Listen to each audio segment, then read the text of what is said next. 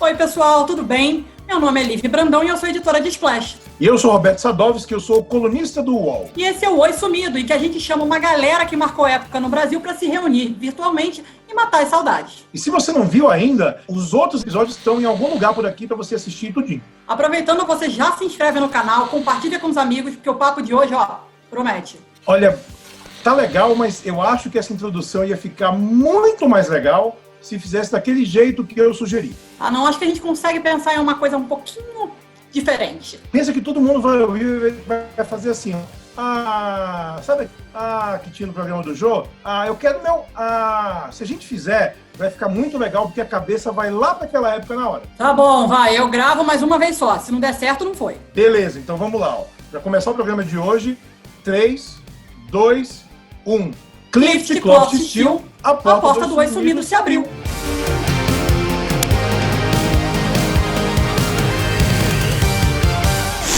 O primeiro dessa turma a falar com a gente antes da grande reunião do episódio não poderia deixar de ser ele, um menino de 300 anos de idade. Chega mais, Cássio Escapim. Olá, boa tarde, boa noite. Boa tarde, né? Tudo bem?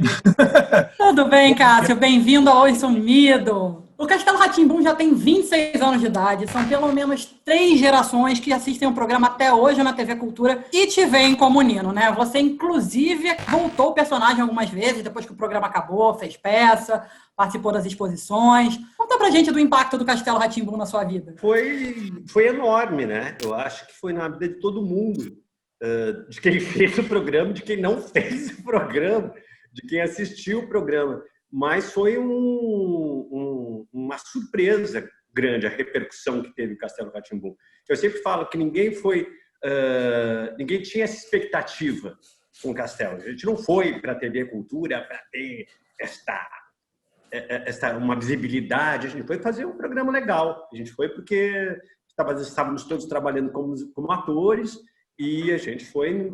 Alguns já tinham, inclusive, participado de algumas coisas na TV Cultura, tinham feito cenas no Revistinha, no próprio Rá-Tim-Bum, né? Então, foi uma coisa bastante impactante, principalmente porque a gente gravou todo o programa antes e depois foi para o ar, né? A gente não tinha exatamente consciência do que estava, do produto que ia surgir, né, e da repercussão que ia ter. Nem sei se o pessoal da diretoria da TV Cultura tinha essa perspectiva, tinha este olhar do que ia repercutir o Castelo Rá-Tim-Bum. Mas foi uma surpresa grande, uma boa surpresa grande para todo mundo. Então, do elenco principal, o Cássio já era o único adulto, né? E apesar de hoje todo mundo, tipo Zeca, o Pedro e a Bíblia, já serem grandinhos, as experiências daquela época eu tenho certeza que foram diferentes para eles também. Então, pessoal, entra aqui para a gente ouvir de vocês como é que foi reunir essa turma. Luciano, Cíntia e Fred. Oiê! Oi, gente, bem-vindos ao Oi Sumido. Antes de contar as histórias dos bastidores, eu queria saber de cada um como é que vocês chegaram ao Castelo Rá-Tim-Bum, né? Como cada um foi escolhido. O Luciano, claro, já fazia sucesso, como o Lucas Silva e Silva do Mundo da Lua, tá todo mundo velho de pensar nisso, a gente sabe. E a Cíntia, pelo que eu soube, teve que fazer o teste escondida, né, Cíntia? E Fred, você só tinha 9 anos quando gravava, né? Como é que foi esse processo aí para vocês? Eu trabalhava já na cultura, fazia um programa chamado Professor, e estavam procurando na época uma menina mais nova do que o Lu para fazer. O Lu tinha acho que 13, mais ou menos, e estavam procurando uma menina de 8. E eu tinha 12, eu tava lá no corredor e me viram lá, eu fazia esse outro programa, falaram, você não quer fazer o teste? Falei, tá. E o diretor do meu programa falou, não, você não vai fazer o teste, pra quê, sei lá o quê? E fiz meio escondido, mas meio assim do nada. E foi assim que eu entrei no Castelo Rá-Tim-Bum. E o Fred tem uma história também muito boa. Eu... Com a Cíntia, em 91, eu participava de um grupo com ela, o Chaptura. E aí, depois de um desfile, eu conheci a Isabel Cici e fui participar de uma peça que é A Fuga do Planeta Kiltra, minha primeira peça. E tinha o Luciano, e tinha a Cíntia, e tinha mais um monte de crianças. Era a primeira peça no Brasil só com crianças no palco. E aí, um certo momento, acho que a gente estava até no Sérgio Cardoso, o Cal foi assistir. E aí foi lá que eu conheci o Cal, e aí fui fazer testes, e a gente... Acho que a gente já tinha uma química boa do teatro e ficamos juntos. É muito louco, porque essa peça ela serviu meio que de base até para já ver essa química aí. Trabalhar com criança, né? Você tem que, realmente criança ali, você tem que ter uma química já. E a gente já tinha essa química naturalmente, já estar juntos na peça e tudo mais. Mas no meu caso foi realmente um pouquinho diferente, porque por conta do sucesso do Mundo da Lua e, consequentemente, na sequência do Lucas e Juquinha, que era uma série Preventivas contra Acidentes Domésticos, que era um spin-off do Mundo da Lua, eu já tinha um contrato com a TV Cultura para fazer o Castelo Rá-Tim-Bum.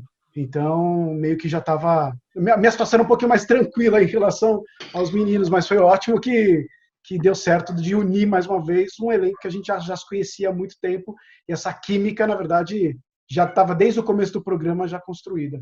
Então foi isso, quando eles chegaram, eles eram uma gangue. Não, gente, coitado, porque todos eram adultos e só a gente, nós três éramos crianças, então você imagina, né? A gente pentelhava eles o dia inteiro. Ô, Cássio, que história é essa que você não era muito fã de criança? Então, isso foi uma Luciano. entrevista que torceu o que foi dito. A minha questão com criança, na verdade, é que eu sempre tive um afastamento de criança, porque quando era criança era muito afastado das outras crianças, né? Eu sempre tive um pouco receio, porque criança é muito honesta, criança fala mesmo. Se você estiver fazendo alguma coisa que você não convence, ela não vem com você. Eu falei, gente, trabalhar com 3 crianças vai ser foda. E eu falei... E vai ser difícil. E foi mesmo, não é, Cássio? E foi, até um pedaço. Depois eu passei a infernizá-los. Aí o jogo virou. E apesar das crianças serem a principal atração do castelo, as histórias também tinham a presença de adultos, além do Nino, que não por isso eram menos legais, né? Por isso a gente convidou também o Sérgio Manberti, o Pascoal da Conceição, que faziam o Dr. Vitor e o Dr. Abobrinha. Podem entrar. Maravilha, ver todo mundo aqui, a mídia reunida. E a magia do castelo também estava nos vários quadros educativos que meio que entrecortavam os episódios e eram tão aguardados e queridos quanto a molecada da série principal também. Então, eu queria chamar aqui o Henrique Stossler, que fazia o cientista Perônio, e o Flávio de Souza, que era o gêmeo Tíbio, e ainda por cima é um dos criadores do programa. Henrique, Flávio, por favor, entre no Oi Sumido. Olá, olá! Olá, olá! Olá, olá! Então, eu preciso explicar que essa pessoa que está escrita Henrique é Henrique Stoigner, conhecido como Napão. Quando fala Napão, essa pessoa... É ele. Não sei por quê, não tenho a menor ideia de por quê, Napão. Foi uma coisa de criança. Não, eu não sei por que eu fui chamado para ser irmão gêmeo dele, não tenho a menor ideia. E o pior é que com a maquiagem vocês super se confundiam, né? Todo mundo confundia vocês dois, né? Era igual. O tempo todo a gente se confundia, ficava muito parecido, muito igual. Rolava uma crise de personalidade, de quem o Tíbio não sabia que era Perônio, o Perônio não sabia que era Tíbio. Não deu tempo de ter crise nenhuma, a gente tinha que decorar tanto texto, a gente gravou tudo em 2 semanas, porque eu tinha que fazer uma peça, é isso? O Napão que sabe, eu não sei nada, ele sempre conta as histórias. Decorar tanto texto e fazer tanta coisa todo dia, e a maquiagem levava horas para pôr e horas para tirar, então a gente não pensava lá, a gente falava assim, qual cena é agora? Qual texto é para falar? O que é para fazer? E a gente ia fazendo. Na verdade, foram 2 semanas, porque eu acho que tinha alguma coisa do estúdio, eu não lembro direito, mas e o Flávio tinha uma peça também, mas a gente teve que ripar mesmo, a gente fez muito, e nós fomos a segunda gravação de todo o castelo, né, Flávio? Primeiro foi o... Você que me contou isso, não sabia. O negócio do mal, como chamava? A tubulação do mal? Os encanamentos. Godofredo. Mal e Godofredo, né? E depois fomos nós. A gente foi a segunda. Eles ainda não estavam gravando, o pessoal dali do castelo mesmo, porque ainda nem estava pronto, porque deu uma chuva, lembra? Que inundou tudo. Foi uma bagunça. Lembra dessa história? Acontecia muito na TV Cultura às vezes, as pessoas tinham que sair de barco. porque enchia o rio Tietê, né? Depois fizeram não sei o que lá, parou de acontecer, mas acontecia praticamente todo ano. Uma dúvida para vocês que eram do elenco adulto, né? O que atraiu vocês num programa infantil, né? Por que Sérgio, Henrique, Flávio e Pascoal foram parar no Castelo Rá-Tim-Bum? Eu trabalhava muito na TV Cultura. E aí a Pia Rosenberg e o Cal me chamaram e falaram assim, olha, a gente vai começar... Eu fiz o primeiro programa infantil da TV Cultura, chamava-se Panilda Maria de Sandro Abujamra, chamava Curumim. E era muito divertido e tudo, mas, assim, longe, não tinha nada a ver com o Castelo e com esse universo ficcional que o Carlos propunha. Aí, quando eles começaram a explicar o que era esse mundo fantástico do Rá-Tim-Bum, eu fiquei absolutamente fascinado. O Flávio já tinha escrito alguns textos, a ideia estava toda delineada, a gente já começava a vislumbrar. Eu fiquei tão fascinado que eu estou fazendo uma novela no Globo e eu consegui uma autorização para, mesmo assim, aceitar o convite. E eu aceitei absolutamente encantado, mas o que aconteceu foi um fenômeno que eu acho que eu tenho... São 64 anos de carreira, eu não tenho nenhum outro personagem que esteja presente no imaginário das pessoas. E olha que eu já fiz muita coisa que não seja o Dr. Vitor. O Dr. Vitor é realmente meu alter ego. Ô, Pascoal, como foi para você fazer essa dobradinha aí como o Dr. Abobrinha? Como é que você entrou no Castelo? Olha, para mim, o acaso foi muito grande, muito acaso para mim. Eu estava recém-chegado lá na Cultura, porque eu fazia uns programas para a BBC, fazia voice-over. Essas vozes que você põe nesses programas de passarinho, de onça, de vida selvagem. Então eu fazia aquelas coisas, daqueles programas, colocava voice-over, porque eu estava na oficina, na época, estava trabalhando no Teatro Oficina, e a gente estava numa situação muito difícil mesmo, de grana e tudo mais. Então, para mim, a TV Cultura, nossa, foi uma oportunidade de fazer essas vozes, assim, era uma grana que entrava e tal. E numa dessas vezes, eu tinha um Fusquinha, alguém, eu não sei quem, me pediu uma carona. Eu falei, claro, dá, porque a Cultura ficava longe pra caramba, lá na Lapa, né? E nessa de pedir a carona, a pessoa falou assim, olha, dá um tempo aí, porque todo caronista até é folgado, né? Vocês sabem disso, né? Aí ele falou, dá um tempo aí, né? Que eu vou só fazer um teste para um programa chamado Castelo Rá-Tim-Bum. Aí eu falei, bom, tô aqui, vou te fazer também. Onde é que é esse negócio? Nessa fila aí, tinha uma fila enorme. Aí entrei na fila, o teste, aliás, eu fiz o teste para fazer o Dr. Vitor, viu, Dr. Vitor? Olha só que safado. É isso, o doutor Abobrinha queria levar o Dr. Vitor. Esse papel aí era meu. Não, aí eu fiz o teste. Esse doutor Abobrinha. Naquele momento, exatamente naquele momento, nós tínhamos estreado Hamlet lá no Teatro Oficina. E eu estava careca e tal. O Cal falou, pô, você está careca, é legal, porque dá para usar você para fazer vários disfarces. Tem um personagem aqui, a gente queria te ver se você não está afim de fazer. Eu falei, como é que ele é? Ele é o seguinte, ele é um empreendedor imobiliário, ele quer derrubar um castelo, no lugar ele quer construir um prédio de 100 andares. Pô, eu estava vivendo essa história desde a década de 70, lá no Teatro Oficina, desde o final da década de Oficina, que é exatamente isso. O Grupo Silvio Santos querendo derrubar o Teatro Oficina e no lugar construir o seu empreendimento de tantos andares. E aí o Cal falou, faz um pouquinho do Dr. Abobrinha. Eu falei, mas como é que é? Faz qualquer coisa. E aí eu fui falando umas coisas, falei um pouco dessas coisas do Silvio Santos, do Paulo Maluf. Foi um teste, assim, meio maluco, assim, momentâneo. E o Cal falou, pô, eu me lembro exatamente. Ele falou, você vai fazer. E me lembro também de uma direção muito precisa do primeiro capítulo, porque eu imaginava fazer um vilão assim, contra as crianças, malvado e tal. E o Cal foi muito preciso. Ele falou assim, não, você não tem nada contra as crianças, você não tem nada contra ninguém. Você quer o castelo. Para você o negócio é um super objetivo, o castelo. Isso definiu bastante, porque acabou não me dando também aquela pecha, tá, né? Aquela coisa muito indigesta e tudo mais, né? E gravar, você estava perguntando agora sobre gravar com as crianças, eles eram muito ativos, eles sabiam tudo eles sabiam, onde era o figurino, onde era a maquiagem, qual que era o texto, eles tinham tudo decorado na ponta da língua, era uma doideira. Eles sabiam quando ia ter que fazer uma regravação, o jeito de não ficar para não ter que repetir. Exato.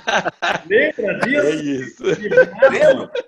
A gente estava atrás do Fredinho, né? Aí, se o Fred errava quando ele falava, o que a gente fazia? A gente saía de trás dele, porque se tivesse que refazer a cena, tivesse que dar um close, fazer um insert, a gente tinha saído, aí a gente não precisava ficar atrás enquanto ele falava. Olha que espera. E, Pascoal, tem uma história que eu sempre tive curiosidade para saber, e hoje eu tenho oportunidade de te perguntar. Que história é essa que você se livrou de um assalto por ser o doutor Abobrinha, o Pompeu, Pompilho, Pomposo? Você acredita? Eu estou saindo de casa um dia de manhã cedo, 10 da manhã. Pô, isso é maior calor, tal. Eu estava indo fazer uma gravação. Entrei no carro e abri a janela para sair aquele bafão, né? Porque fica aquele bafo de manhã cedo de sol, de março. Era 13 de março. Não posso esquecer essa data. E aí, minha rua é uma rua pequena. Na contramão, veio vindo um cara branquinho, assim, né? Meio parecido Darth Vader, assim, com um óculos bem esquisito e com uma moto bem chique, assim, veio na contramão. Aí ele falou alguma coisa na janela, eu não entendi direito, fiquei parado um pouquinho, devagar. Cara, ele pegou uma pistola prata e preta e colocou assim dentro do carro, falou assim, dá o celular. Eu falei, como? Ah, puta que pariu. Aí que eu compreendi a conjuntura. Falei, cara, estou sendo assaltado. Tal. Aí dei o celular para ele. Sabe o que ele falou?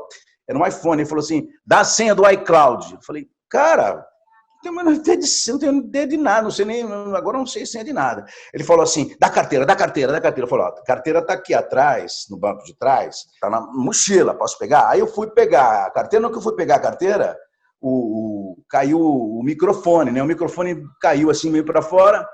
Ele falou, tem laptop aí? Eu falei, tem laptop. O que é isso? Ele, não, microfone. Aí ele falou, olhou para mim assim, aquela olhada assim, falou, o que você faz?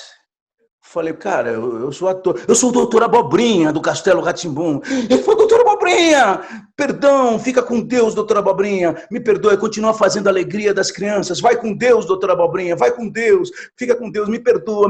Aí foi embora. Imagina, aí eu chorava, eu comecei, porque eu fiquei pensando, né? O que acontece? Quando você olha olho no olho, todos nós vivenciamos esse tipo de coisa, todos nós. A gente vai em aldeia indígena, o pessoal assistia a gente. Você vai não sei aonde, eu vou fazer coisas nos lugares mais distantes. A gente foi em Arneirós, no Ceará, todo mundo conhece. É um programa que teve uma penetração, assim, principalmente com as crianças, porque foram as crianças que viralizaram o programa, entre elas, né? Quem está com a gente agora também é o Telekid, é o Marcelo Tassi, que entrou agora conosco. Marcelo Tassi! O Telekid está sempre de intruso no castelo, né? E aí, pessoal, alegria estar com vocês. Tassi, o Henrique e o Flávio estavam falando como era essa pegada de gravar tudo de uma vez, de gravar numa correria dentro dos estúdios lá da TV Cultura. Como é que foi para você entrar no castelo e participar desse pique todo? Eu fui literalmente um penetra, né? Porque quando eu entrei já tinham alguns episódios, inclusive editados, estavam prontos, né? E eu morava no Rio nessa época. O Cal me chamou e me deu, na época era videocassete, né? Fitas VHS, e falou, dá um jeito de entrar no castelo. E eu levei aquilo para casa e voltei lá e falei, Cal, é impossível, cara. Tá redondo, castelo sensacional, os atores todos, né? Já tinha toda a dramaturgia pronta, maravilhosa. E ele insistiu, ele falou, não aceito, não, dá um jeito de ir. Aí assisti outros episódios que estavam editados e foi quando deu o estalo que eu reparei que tinha um personagem que ficava insatisfeito, que as perguntas que ele fazia não eram respondidas, né? O Zequinha. O Zequinha está aqui. O Fred está ali. Oi, tá. E aí, querido? E aí, enfim, vendo o Zequinha perguntando, e os adultos de 300 anos, né? né, Sérgio Mamberti, 300, 500 anos e tal, eu vi que tinha essa fenda que poderia ser aberta, né? E aí sugeri ao Cal, falei, cada vez que um adulto falar porque sim, isso vai ser uma espécie de um Shazam, uma vinheta, e eu entro e acabei trazendo essa colaboração desse personagem que vivia num computador com um smartphone na mão, né, gente? Em 94, um smartphone com Google dentro, né? E eu não fiquei sócio do Google nem da Apple. Essa que é mas fiquei sócio de todos esses que estão aqui. Deu muito mole, perdeu muito dinheiro, hein, Tais? Mas, olha, a alegria de participar do Castelo é gigantesca. Eu vivo semanalmente cenas parecidas com essa do Pascoal aí, de pessoa, principalmente em postos de gasolina, né? O frentista geralmente está no seu primeiro emprego e geralmente o cara vem e fala, porra, Rá-Tim-Bum, Castelo, tal. E aí ele fala uma coisa muito triste, pessoal, e eu acho que tem a ver com o rumo da prosa que eu estou percebendo aqui. Hoje, esse frentista que tem 20 anos, 30 anos, ele fala, hoje eu tenho um filho e não tenho coragem de deixar ele diante da TV aberta. Escutei muito isso. Sempre. Quem não tem acesso à internet ou à TV por assinatura não é servido pela televisão, que é uma concessão pública, é bom a gente lembrar, no Brasil. Isso que o Tomás falou é muito real, né? Muita gente tem esse sentimento nostálgico de não ter um programa como o Castelo poder acompanhar, mas na época, como é que vocês viveram a repercussão do programa quando ele está acontecendo? Fazer parte da infância de alguém é uma coisa muito forte. Eu lembro dos programas que eu assistia quando era criança, como Bambalalão, na própria TV Cultura, e o dia que eu conheci seu João Acaiabe, eu chorei. Porque eu falei, gente, é incrível. Então, eu sei o que as pessoas sentem quando olham pra gente. E a gente vê muito essa repercussão nas redes sociais hoje, né, que as pessoas, se posta qualquer coisa do Castelo, ou foto antiga, as pessoas ficam enlouquecidas. E é muito engraçado porque elas conhecem mais do Castelo do que a gente mesmo, porque faz 26 anos. Então, a gente não lembra de muitas coisas, né, de detalhes. Só que as pessoas assistiam ali todo dia. Elas falam, esse capítulo, porque aí o Pedro achava não sei o quê. Eu falava, gente, tipo, eu não lembro. É muito engraçado. E é muito bonito ver você ter feito parte da infância de alguém é muito bonito, é muito poderoso, é muito forte, e eu tenho consciência disso e fico muito feliz por ter tido essa oportunidade. A minha sobrinha, na época, a Amanda, ela tá vendo a gente aqui, Amanda, mas na época ela não contava na escola que era o tio dela. Ela escondeu isso durante uns 2 ou 3 anos, ela escondeu isso da escola, de todo mundo. Não queria falar para minha irmã para eu de jeito nenhum aparecer um dia lá para buscar ela, porque ela não queria ser, não queria ser sobrinha do doutor Abobrinha. Essa coisa de ter ido antes e ter trabalhado muito durante o período que a gente fazia, a gente ficava muito preso dentro do trabalho e a gente não tinha noção do que a gente estava fazendo. A gente só foi ver, lembro do primeiro capítulo, o primeiro episódio que a gente assistiu na TV Cultura, que eles fizeram uma inauguração, uma mostra para o elenco, né? Que a gente foi entender um pouco o que ia acontecer, o que estava acontecendo, né?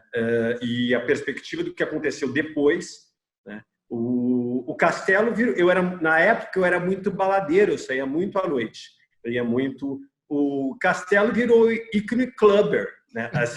Ia para boate à noite, toda a geração clubber assistia a juventude, não eram as crianças, virou um cult para um grupo, para uma turma de adultos, de jovens adultos, né, que assistiam Castelo Rá-Tim-Bum.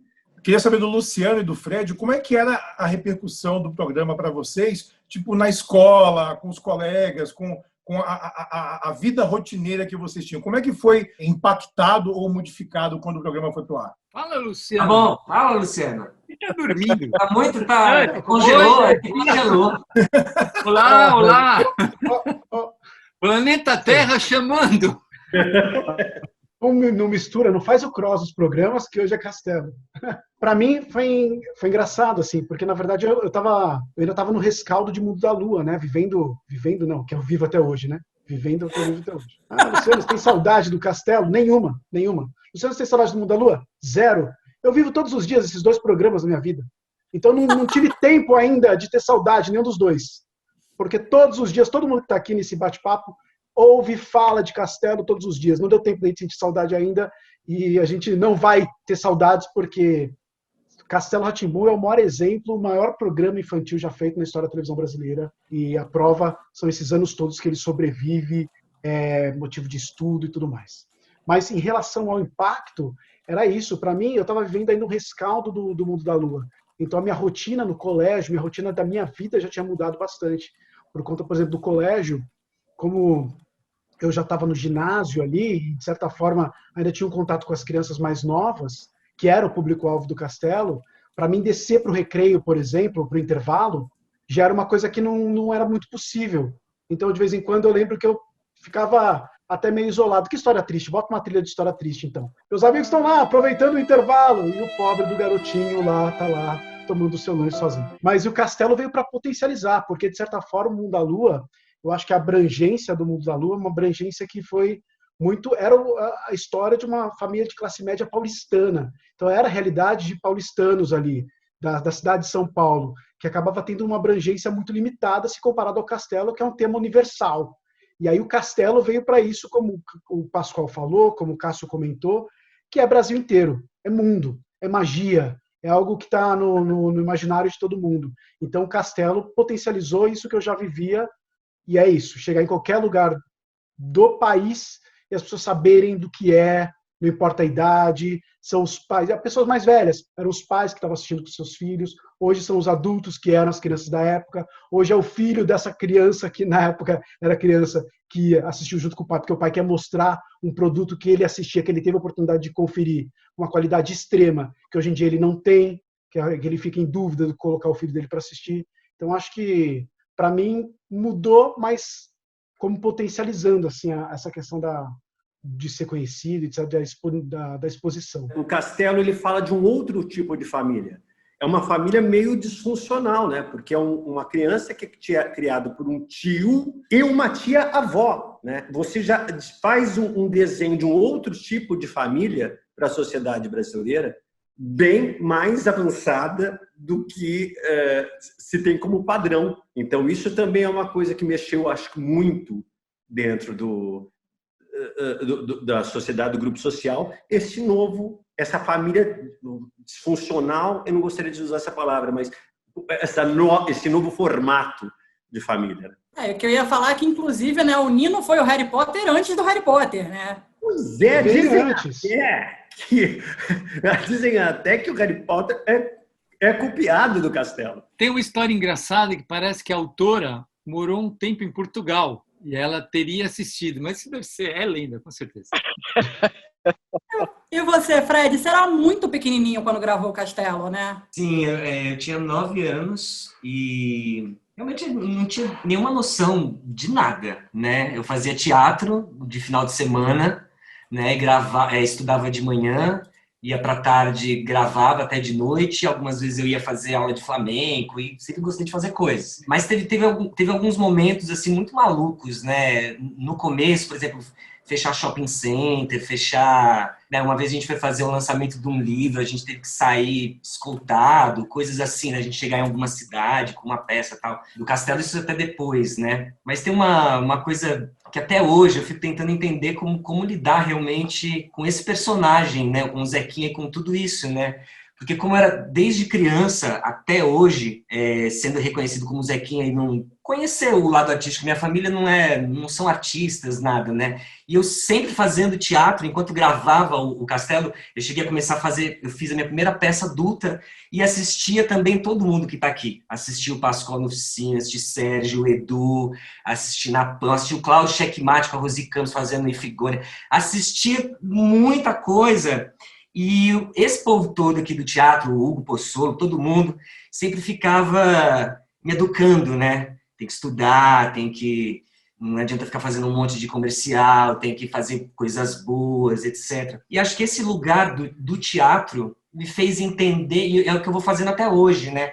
Como é que eu chego nas pessoas de verdade, né? Porque o teatro, eu faço ali uma peça com 500 pessoas, 100 pessoas, 20 pessoas, mas o Castelo, como o Pascoal falou, a gente já foi para Arneiroz, para o Sertão, já fui para lugares muito loucos e as coisas vão abrindo porque eles conhecem a gente. Eu, inclusive, achei um estudo esses dias que fala sobre a amizade dentro do Castelo Rá-Tim-Bum. E aí fala que, assim, ali todas as barreiras são quebradas. Raciais, culturais, extrafísicas e tudo mais. Doutora Pobrinha, e pelo jeito, o senhor já está se tornando um deles.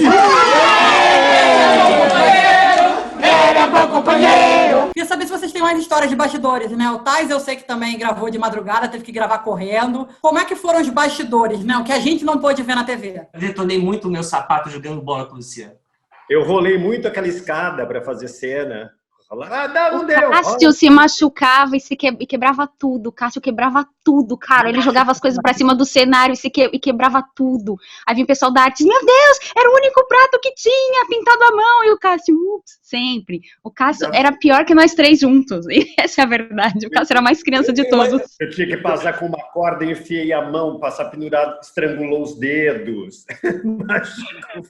Fiquei afastado um mês. Essas coisas, tem um monte. O Serginho uma vez dormiu dentro do bolo de aniversário. O bolo pegou fogo. Todo mundo presente. Pegou fogo. Aniversário do Dr. Vitor.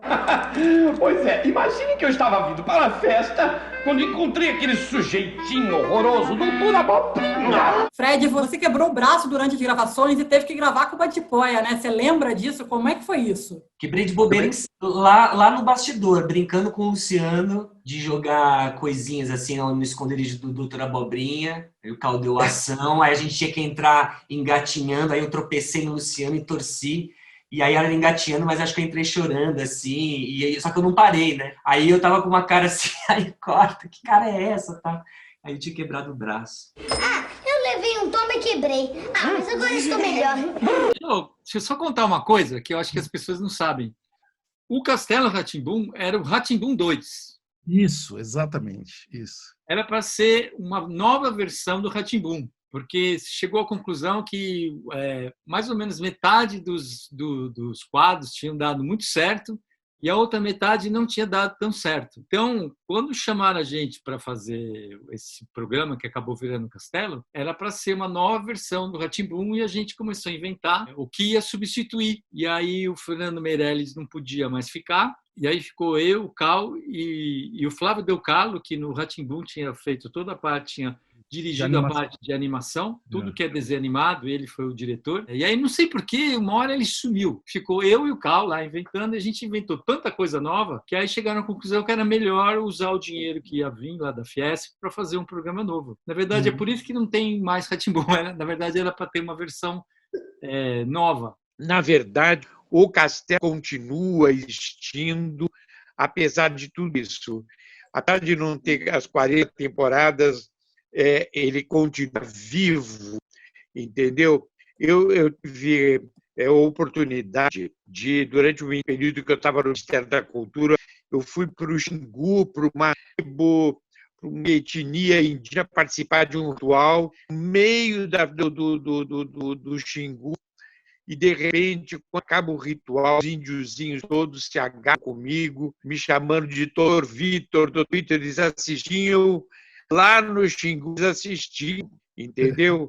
Eu fui para um festival de teatro em Cádiz, de repente, eu estava assistindo um espetáculo numa praça e uma criança em espanhol começou, Dr. Vitor, Dr. Vitor. Ela tinha passado férias no Brasil, não sei como ela me reconheceu aí no meio da praça lotada de gente, entendeu?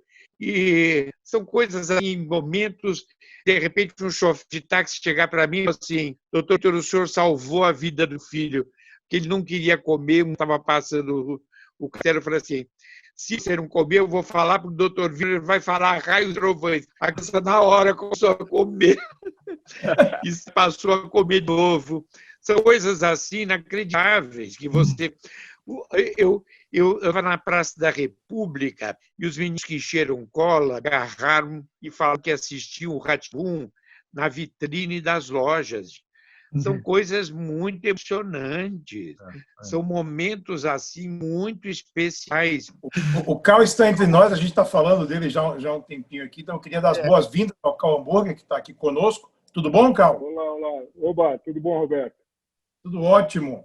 E eu queria saber muito de você, Carl, como foi a elaboração do programa na época e esse equilíbrio de fazer um programa que era entretenimento, mas ao mesmo tempo também era um programa educativo porque estava na cultura, e como é que foi juntar essa trupe toda embaixo de uma tenda só, fazendo um programa que ninguém sabia na época que a gente ia estar aqui quase 30 anos depois, falando com tanto carinho dele. A coisa mais importante é que foi dentro da TV Cultura naqueles anos, naquele momento, no momento que estava se fazendo, a TV Cultura estava fazendo programas educativos já há algumas décadas, né? No começo com pouca grana, e as pessoas lá foram aprendendo a fazer programa para criança, porque não paravam de fazer um atrás do outro, Então, quando foi feito o Castelo, não foi à toa que foi um programa que deu certo, porque é parte de anos de investimento e de muita gente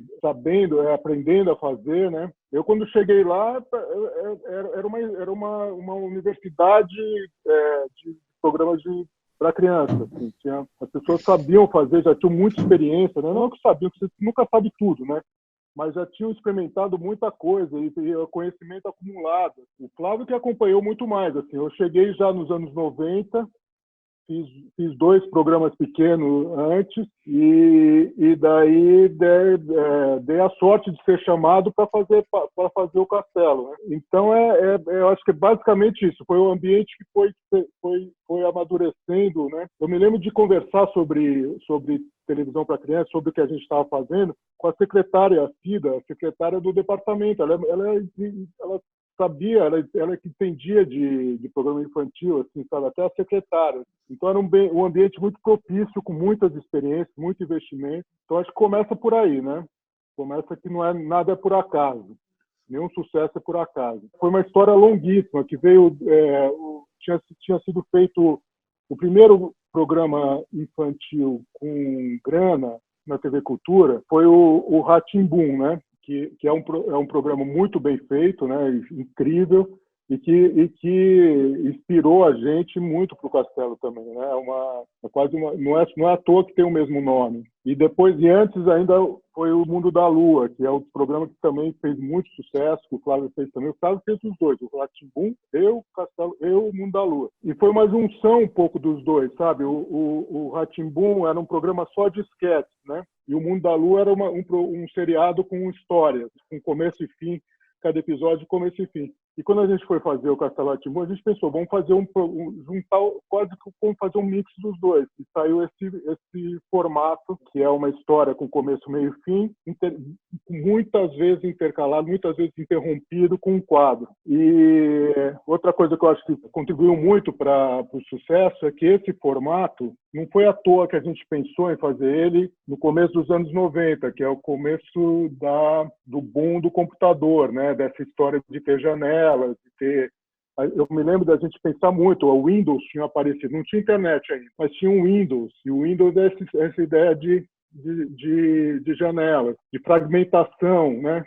De uma tela com várias coisas. Então, e o Castelo é meio isso. Um sucesso como o Castelo é uma conjunção de fatores, né? Um alinhamento de vários planetas no mesmo momento, assim, para acontecer, né? E como é que era dirigir essa turma nova que estava? Porque tinha o pessoal que veio do teatro, né? Os atores que fizeram teste e tal, junto com as crianças também. Como é que era no set mesmo, quando vocês estavam no estúdio para gravar, controlar essa turma toda? Não, primeiro eu era muito jovem, eu tinha 31 anos, eu era muito jovem e nunca tinha feito televisão, um projeto tão grande de televisão. Então, os câmeras me ajudavam a dirigir e me sabotavam também, me sacaneavam.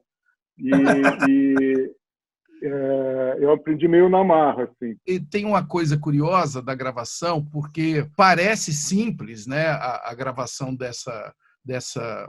desse quadro do Telekid, mas ele usava toda a estrutura da emissora, todos os equipamentos, o Switcher, né? E por isso a gente tinha que gravar de madrugada. De madrugada, Tinha que usar tudo, né? Eram 3, 4 câmeras para fazer, cada uma fazia aquela janelinha e tal. E aí eu quero aproveitar para fazer uma homenagem aos contra-regras, né, que quase sempre são esquecidos. E os contra-regras do Telekids são fundamentais, porque a cena, por exemplo, da galinha, né, que eu clico e aparece uma galinha. Vocês imaginam gravar com uma galinha às 3 da madrugada, né? Cuidado, soltar a galinha na hora certa e tudo mais. Entenderam o porquê? Então, pessoal, eu queria agradecer a todos vocês que ficaram com a gente aqui. Foi um encontro incrível. A gente que fez parte dessa história também do lado de cá, como fãs do Castelo. Agradecer o pessoal que saiu antes da gente terminar o nosso Oi Sumido, mas foi muito legal. Então, Cal, Marcelo, Sérgio, todo mundo que está com a gente, muito obrigado e até a próxima. Muito obrigada por vocês terem topado participar do Oi Sumido. Foi uma honra pra gente poder reunir a turma do Castelo Rá-Tim-Bum, mas eu não posso ir embora sem pedir pro Sérgio falar pra mim o Raios e Trovões. Por favor, Sérgio. Raios e Trovões!